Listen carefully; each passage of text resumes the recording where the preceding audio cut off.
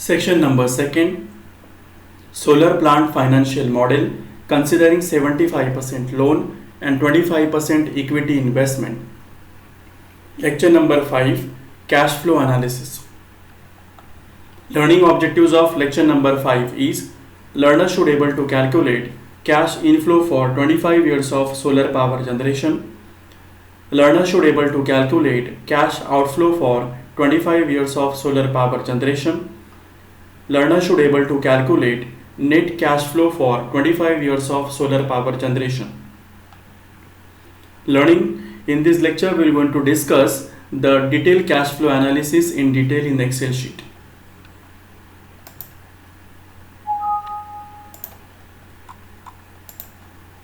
In the earlier lecture we have seen the parameters which are required to formulate the Excel sheet. We have also seen the loan repayment schedule. We have also calculated the tax calculation. We have also seen the profit and loss account statement. In this lecture we are going to see the cash flow analysis in detail. The first thing, the cash flow analysis we are calculating for 25 years. Therefore we need to mention the 0, 1, 2, 3 parameters, where 0 is reflecting as a date of commissioning from where we have started our project. The date of commissioning for the project is 1st of December 2018, that we have copied here. The first financial year that we have under consideration is 31st of March 2019 is the first financial year we are considering here. Simultaneously this value will going to copy up to 25 years of power generation. The next parameter in the cash inflow analysis is the term loan. Term loan we have taken as 75% of total investment. So we just copy the value of a term loan that we have taken in the first operational parameters. The term loan is 18,56,250 rupees in the project fund. So we just copy this value of term loan. It says that 75% has been investment is done by using the loan, and the equity investment that we have done is the 25% of equity investment. Therefore same thing we are copying from the project fund. Equity investment is 6,18,750 rupees. So we just copy this value in calculation of cash inflow analysis. The next parameter which is required is the profit after tax. After deducting the tax value, how much profit we are getting in the every year, that we need to calculate. As we know, in the earlier lecture we have calculated the tax which is required to pay to the central government. Simultaneously in the next lecture we are going to see the profit after tax. In the earlier, that is lecture number 3, we have already been calculated the profit before tax. So we are considering the tax value here and we calculate the profit after tax. So we just copy the value of a tax that we have calculated in the lecture number 4. Same value is get carried forward by using the formula. Likewise, up to 25 years this value is getting carried forward. We can calculate the profit after tax is the profit before tax minus the tax value. Like this we can calculate the profit after tax up to 25 years by using this same formula.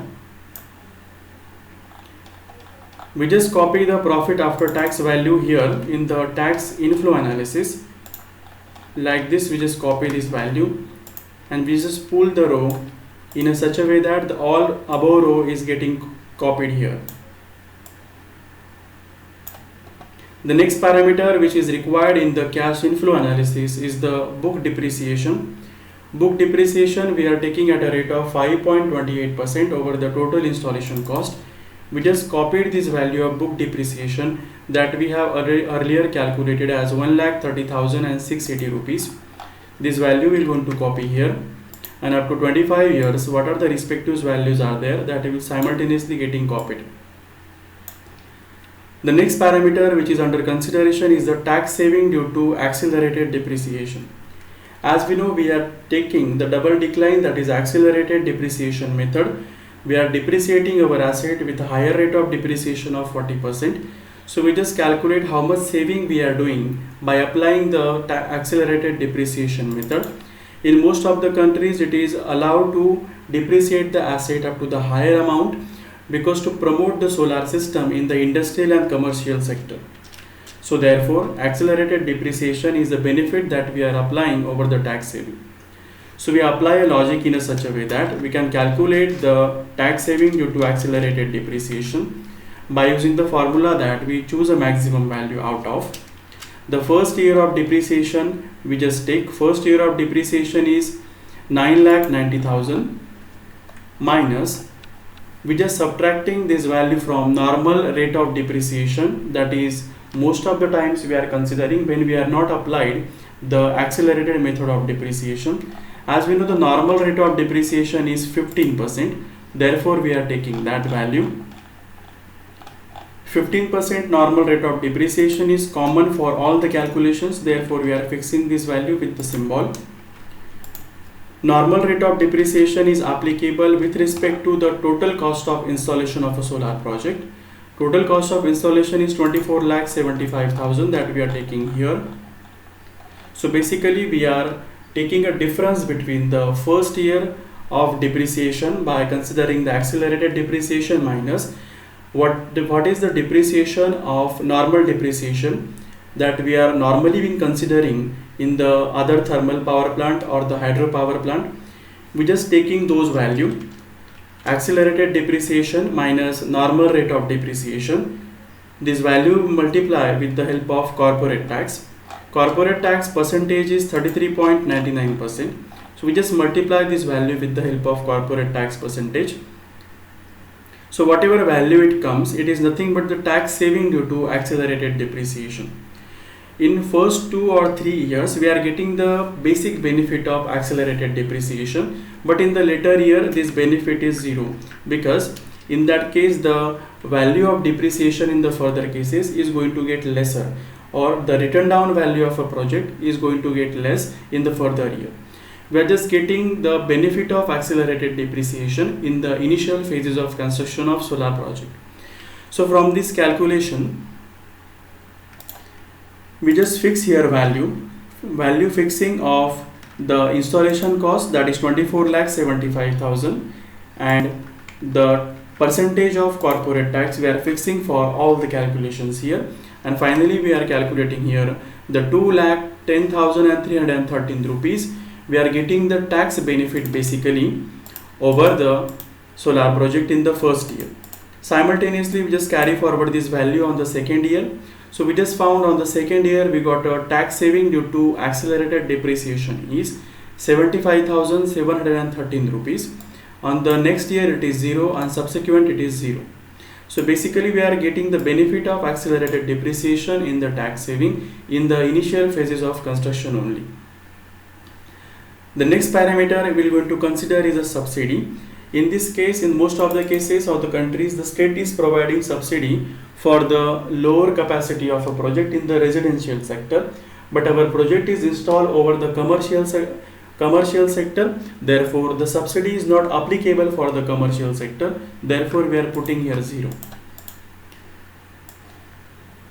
We just copy this value up to 25 years.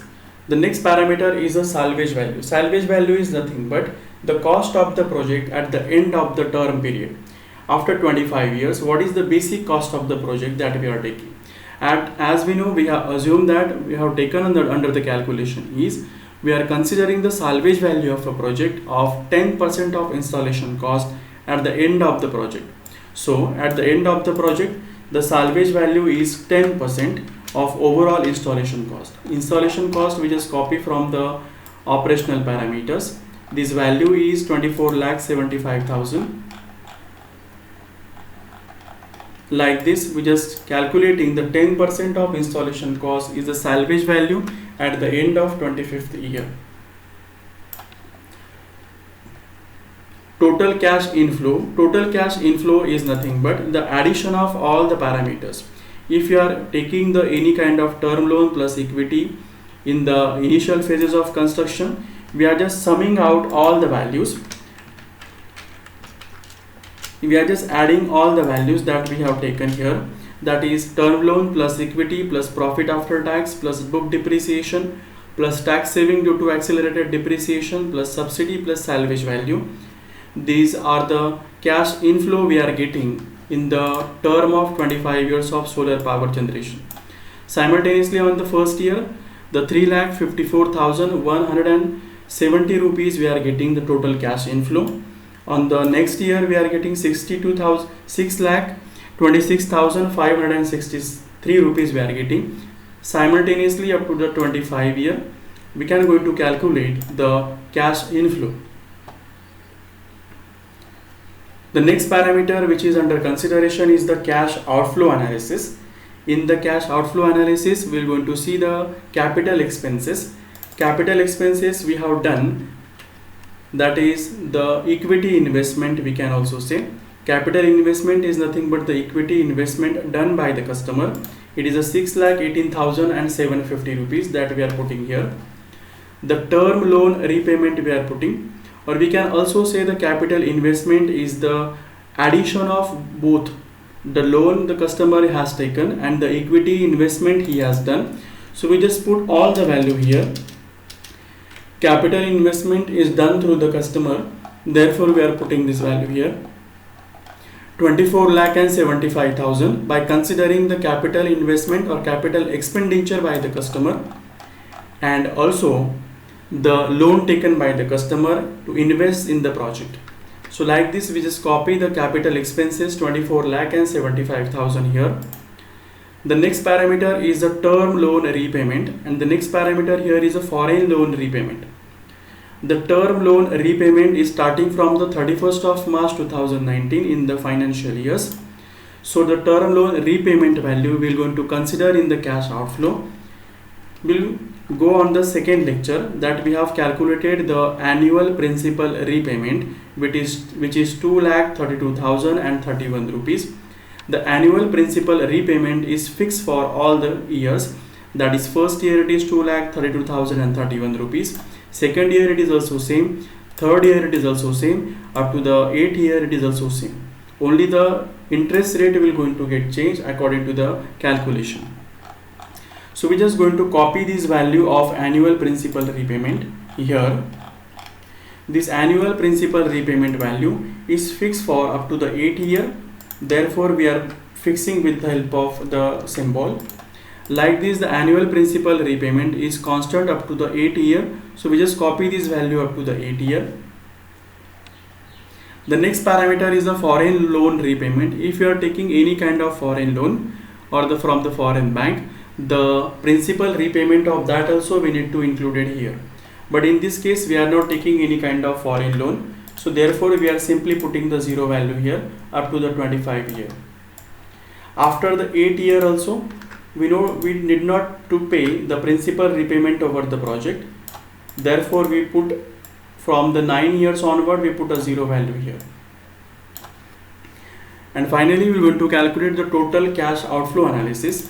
Total cash outflow analysis is simply the sum of the capital expenditure plus term loan repayment and foreign loan repayment, basically the addition of both of three. We just copy this formula up to the 25 years. So we are getting the cash outflow analysis. When we properly see from the first year to the 8th year, we are paying the principal repayment. So the cash outflow analysis is the principal repayment here. Generally, to show in the balance sheet, we are not showing the interest rate in the cash outflow analysis, because the most of the companies in the cash flow analysis, they are not showing the interest rate. They are just only showing the principal payment they have done over the loan that have taken. The next parameter we are going to consider now is a net cash inflow analysis or the net cash flow analysis.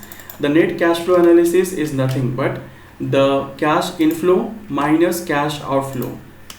The simple formula is there, cash inflow minus cash outflow. From this we can calculate the net cash flow analysis. Up to the 25 year we can calculate the net cash flow analysis. So on the first year it is 1,22,138 rupees. Second year it is 3,94,532 rupees, and the last year it is, that is 25th year, it is 8,98,174 rupees. So year by year the net cash flow analysis will going to get changed. In the later lecture we are going to discuss the debt service coverage ratio in detail.